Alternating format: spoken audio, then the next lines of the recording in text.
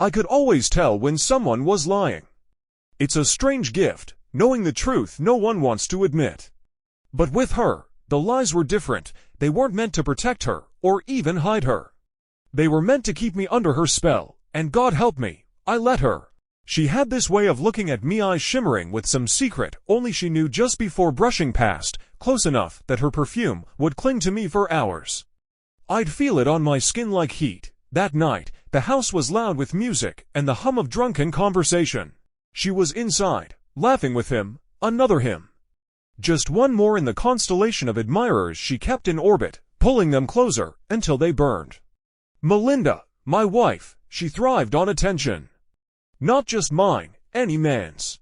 It was part of our understanding, though I never admitted to anyone how much it twisted inside me. I told people I was fine with it, that it was an arrangement. That I didn't care, but I cared. God, I cared too much. That night, the party was in full swing. Laughter, clinking glasses, the music humming in the background. I was on the patio, nursing a drink, when I saw her again, not just with him, on him. Her hand on his chest, leaning in to whisper something I would never hear, but could imagine all too well. I told myself to look away. I told myself I'd seen it before.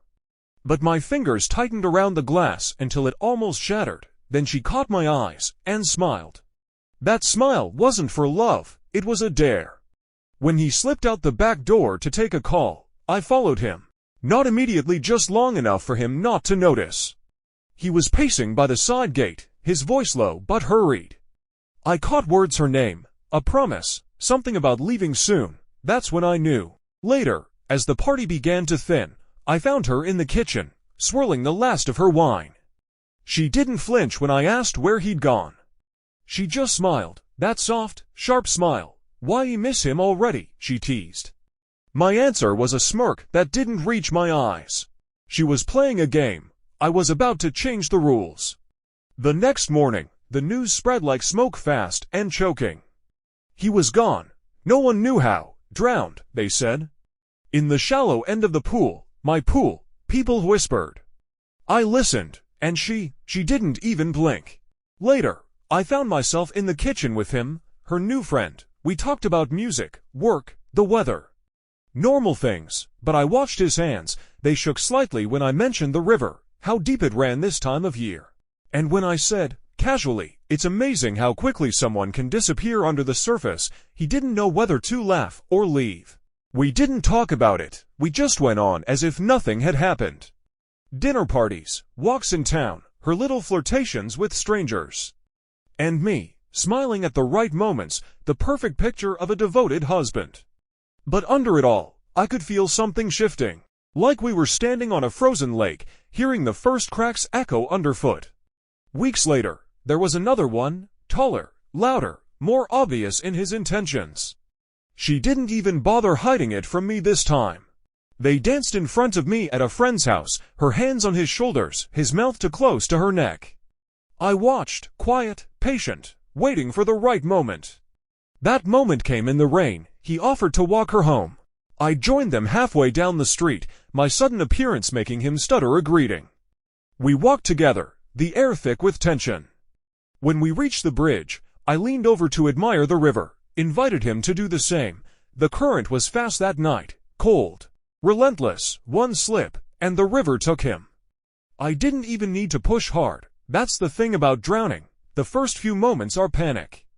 After that, it's almost peaceful. I can't tell you the exact moment I decided to do something about it. Maybe it was when I saw her in the pool with him, laughing, water shimmering against her skin. Maybe it was when he called me buddy. Maybe it was when I realized she wanted me to react, so I did. One moment we were standing there, waist deep in the pool. The next, my hand was on his shoulder, pushing him under. His eyes widened, bubbles rushing to the surface, his hands clawing at mine. Then came the last one, the one who didn't scare easily. The one who looked at me like he already knew my secrets. She brought him around like a trophy, testing me, waiting for me to break, but I didn't. I smiled. I welcomed him in, and I watched. It happened at the cliffs. We'd gone there for the view, the three of us. She walked ahead, pretending to take photos. He and I lingered near the edge, the ocean roaring below.